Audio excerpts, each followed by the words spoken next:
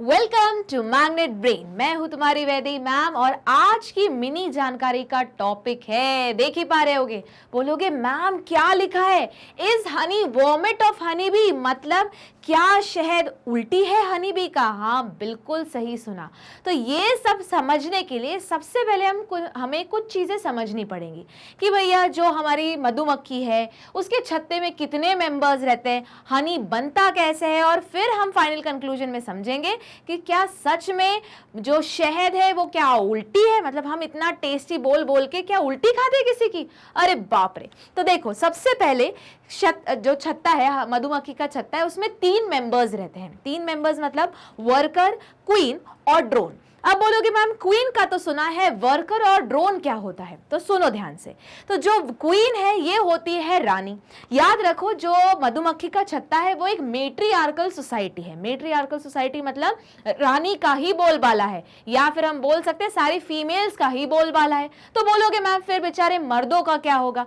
मर्द मतलब जिनको बोलते हैं ड्रोन, इनकी छत्ते में सबसे बुरी हालत होती है। अगर छत्ते में खाने की कमी हो जाए तो जो क्वीन है वो बोलती है कि भैया सबसे पहले किसको बाहर फेंको, इन मर्दों को ही बाहर फेंक दो। अगर छत्ते में पानी की कमी हो जाए तो क्वीन का इंस्ट्रक्शन आता है कि सबसे पहले किनको बाहर फेंको, इन मर्दों को ही बाहर फेंक दो। अगर छत्ते में किसी टाइप की मुसीबत आ रही है तो फिर वापस क्वीन बोलती है कि सबसे पहले बाहर किसको फेंको, इन्हीं ड्रोन्स को या मर्दों को बाहर फेंक दो। क्योंकि जो ड्रोन्स रहते हैं बेचारे कुछ काम के नहीं रहते, एकदम निठल्ले रहते हैं, सिर्फ एक ही काम रहता है उनका, जिसका नाम है मेटिंग।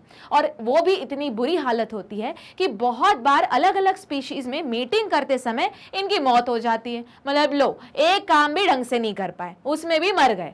हाँ ऐसे ही है कुछ। अब मतलब पूरे के जो पूरे बेचारे ड्रोन्स है वो पूरी तरह डिपेंडेंट रहते हैं किन पे, वर्कर बी पे। अब वर्कर बी ये है हमारी थर्ड कैटेगरी जो सबसे ज्यादा तादाद में होती है। मतलब अगर मैं एक रफ छत्ते के बारे में बात करूं तो एक होगी हमारी मेन रानी, फिर उसके बाद मेजॉरिटी 95% या 95% बाकी की पॉपुलेशन कौन रहेगी, हमारी वर्कर बी।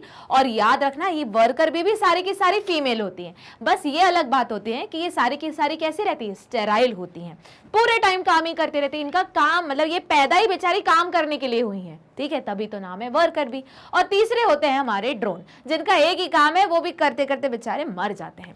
ओके, अब बोलोगे मैम ये सब कुछ क्यों बता रही हूँ, इसलिए बता रही हूँ क्योंकि जो छत्ता है उसमें सिर्फ शहद नहीं 3 चीजें बनती हैं। अब बोलोगे हाँ मैम 3 चीजें तो हमें पता है, छत्ता जो शहद हो गया, दूसरा तुमने रॉयल जेली सुना होगा, और तीसरा बोलोगे मैम मोम या वैक्स। नहीं, एक और चीज होती है, मैं वैक्स के बारे में बात नहीं करूं, वैक्स तो बनता ही है, पर 3 चीजों में से पहली जो हो गई शहद, जो थोड़ी देर में मैं डिस्कस करूंगी कि कैसे वो उल्टी से बना हुआ है या उल्टी ही है।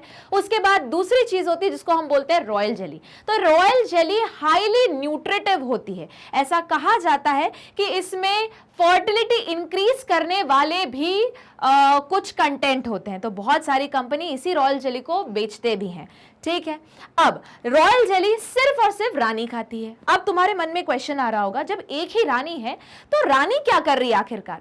तो रानी का सिर्फ एक ही काम है जो है अंडे देना। एक दिन में वो 3000 के करीब अंडे देती है, और उसका खुद का बोर्ड ऑफ डायरेक्टर भी होता है। अब बोलोगे मैम बोर्ड ऑफ डायरेक्टर तो कंपनी का होता है, रानी का कहां से आ गया। और नहीं तो क्या, जो रानी है वो इंस्ट्रक्ट करती कि ये काम ऐसे होना है, वो काम ऐसे होना है, तो वो सब किसको बताती है, अपने बोर्ड ऑफ डायरेक्टर मेंबर को। और फिर बोर्ड ऑफ डायरेक्टर जो मेंबर है वो सारे इंस्ट्रक्शन कहां पास ऑन करते हैं, वर्कर हनी बी को। अब बोलोगे मैम फिर जो बेचारी क्वीन है, उसने बेचारी तो नहीं क्योंकि उसी का राज चल रहा है, तो क्वीन को मिल गया रॉयल जेली। फिर जो बेचारे ड्रोन्स, क्योंकि ड्रोन्स हमेशा बेचारे ही होते हैं, क्योंकि बताया मैंने ये एक मेट्रियार्कल सोसाइटी है, ठीक है, बहुत बुरी हालत रहती है मेल्स की इसमें।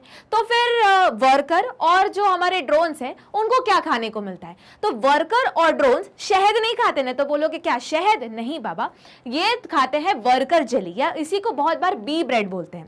तो अगर हम तीनों को न्यूट्रिशनल वाइज अरेंज करें, मतलब हनी, उसके बाद रॉयल जेली और हमारा बी ब्रेड या वर्कर जेली, तो वर्कर जेली सबसे कम न्यूट्रिशनल वैल्यू में रहता है। ये तो गनीमत मानो कि वर्कर को वर्कर जेली मिल भी जाती है। बहुत बार ड्रोन्स को तो भूखे ही मरना पड़ता है, जैसे मैंने बताया सबसे बुरी हालत रहती है। अब बोलोगे मैम फिर शहद बना कैसे? तो शहद बनने के लिए शहद बनाता कौन है? हमें ये समझना पड़ेगा कि शहद बनाया जाता है एक वर्कर के द्वारा, मतलब वर्कर बी के द्वारा। तो जरा देखो, बेचारे तुम्हारी बी उड़ते उड़ते गई कहाँ पे? फूलों के पास। अब फूलों के पास जाके वो दो चीजें कलेक्ट करती है। कौन सी? सबसे पहले हो गए पोलन ग्रेन। तो वो पोलन ग्रेन ऐसे हाथ में नहीं पकड़ेगी, उसके पास जेब भी होता है। अब बोलोगे मैम मधुमक्खी के पास जेब भी आ गया, और नहीं तो क्या, उसको और कुछ नहीं बल्कि पोलन बास्केट बोलते हैं। अब नाम ही है बास्केट, तो कुछ तो रखा जाएगा, और वो कुछ तो क्या रखा जाएगा? पोलन। मतलब वो पोलन, वो बेचारी मधुमक्खी उड़ के गई, बेचारी नहीं, वो तो काम कर रही है। मधुमक्खी उड़ के गई, फूल के पास गई, उसने दो चीजें ली। सबसे पहले फूल का जो पोलन है, जो येलो येलो कलर की पाउडर होती है ना, उसको निकाला और कहाँ भरा? अपने पोलन बास्केट में। फिर उसको याद आया अरे नेक्टर भी तो पीना है, ठीक है, या फिर जो हमारा फ्लावर का जूस रहता है वो, उसको पिया और उसको स्टोर कर लेती है। कहाँ स्टोर करती है? देख सकते हो, हनी स्टमक नाम की चीज है, या उसी को क्रॉप भी बोलते हैं। वहां पे वो स्टोर करके रखती है, और वहां पे अब उसके बहुत सारे एंजाइम एक्शन करते हैं। अभी ये नेक्टर होता है एकदम लिक्विड फॉर्म में, वो स्टोर करके अलग अलग फूलों का नेक्टर कलेक्ट कर रही है। मतलब नेक्टर लिया, मुंह में भरा, बेसिकली पेट में गया, स्टोर किया हुआ, एंजाइम का एक्शन हो रहा है, चलने दो। और अलग अलग फूलों से क्या लिया? पोलन भरा, अपने बास्केट में भरा और उड़ गई। अब उड़ते उड़ते जब सारा सब कुछ, सारे फूलों का नेक्टर ले लिया, पोलन बास्केट भर गया, अब उसको याद आया कि अरे कहाँ जाना चाहिए? छत्ते के पास जाना चाहिए। वो उड़ते उड़ते गई कहाँ पे? छत्ते के पास। पर उड़ने का टाइम, और देखो अब उड़ने का टाइम और उड़ने का पैटर्न भी है कुछ, मतलब ऐसे रैंडमली उड़ के वापस नहीं जाएगी, वो उड़ के जाएगी और अपने बाकी मधुमक्खियों को बताएगी कि भैया उस जगह जाना है, वहां पे तुम्हें सही फूलों का रस मिलेगा या नेक्टर मिलेगा। तो उसका भी एक पर्टिकुलर पैटर्न होता है। या तो वो सर्कल फॉर्म में डांस करती है, बिल्कुल सही सुन रहे हो, हनी बी डांस बोला जाता है इसको। तो या तो वो सर्कल फॉर्म में डांस करती है और बाकी बेचारी मधुमक्खियां बैठ के देखती है, अच्छा ये ऐसा नाच रही है या ऐसा डांस कर रही है, मतलब इस डिस्टेंस या इस डायरेक्शन में फूल या नेक्टर या जो भी उसको चाहिए, जो भी सोर्स उसको, उस हनी बी को या उस छत्ते की डिमांड है, वो पूरी होगी। तो दो तीन तरीके के डांस है, एक को ब्रिगलिंग डांस बोलते हैं, एक को सर्कुलर डांस बोलते हैं, और ये जो डांस यहाँ पे मेंशन है उसको फिगर ऑफ 8 बोलते हैं। तो वो अपने एंगल और जिस तरीके से मूव करे उस अकॉर्डिंग वो जो मधुमक्खी है बेचारी इतने ढूंढ के वो अपने फेलो मधुमक्खियों को बताती है कि कहां तुमको नेक्टर मिलेगा। तो अब सुन लो, अब वो आई, इतना ढूंढ के आई, बाकी सबको बताया। अब बोलोगे अब क्या होगा? अब कुछ नहीं, ये मधुमक्खी जाएगी दूसरे मधुमक्खी के पास। अब दूसरी मधुमक्खी क्या बोलेगी? तो सुनो ध्यान से। ये बेचारी क्या लेके आई थी?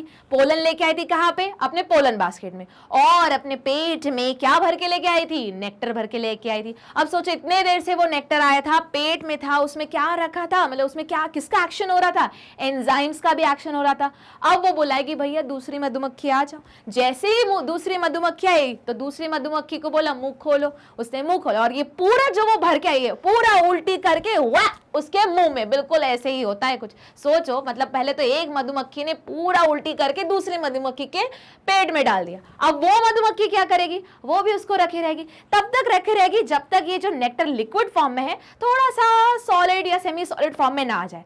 अब उसको याद आएगा अरे यहाँ भी एंजाइम एक्शन हो चुका है, तो चलो वापस एक और बार उल्टी कर दी जाए। अब कहाँ पे ये उल्टी की जाती है? उल्टी करके स्टोर की जाती है जो हनी के कोम्ब होते हैं ना, उसमें।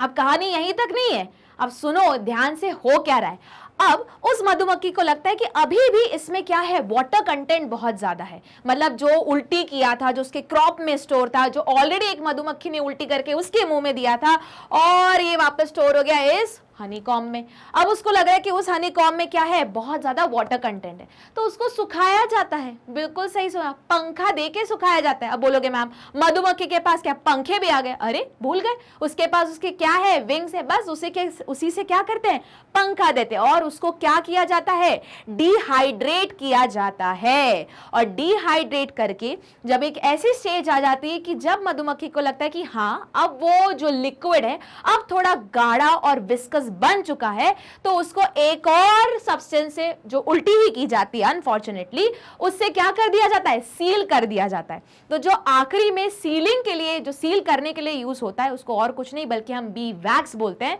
और जो इतने देर से एक मधुमक्खी ने उल्टी करके दूसरी मधुमक्खी को दिया बेसिकली नेक्टर, और थोड़ा सा उसका सलाइवा जिसमें मिक्स है, थोड़ा से पोलन ग्रेन्स मिक्स है, और ये सारा मिक्सचर जो है, जो एक मधुमक्खी ने दूसरे मधुमक्खी को दिया, दूसरे मधुमक्खी ने उठा के छत्ते में डाल दिया, उसको डिहाइड्रेट किया, इसी को तुम चाट चाट के एकदम टेस्टी टेस्टी बोल के खाते रहते हो, और इसको और कुछ नहीं बल्कि हम हनी बोलते हैं। तो एक तरीके से देखा जाए तो हनी एक्चुअली उल्टी है दो हनी बी की, और कितना टेस्टी लगता है। तो इसी नोट पे हमारा मिनी सीरीज होता है खत्म। मिलते हैं हम अगली मिनी सीरीज में।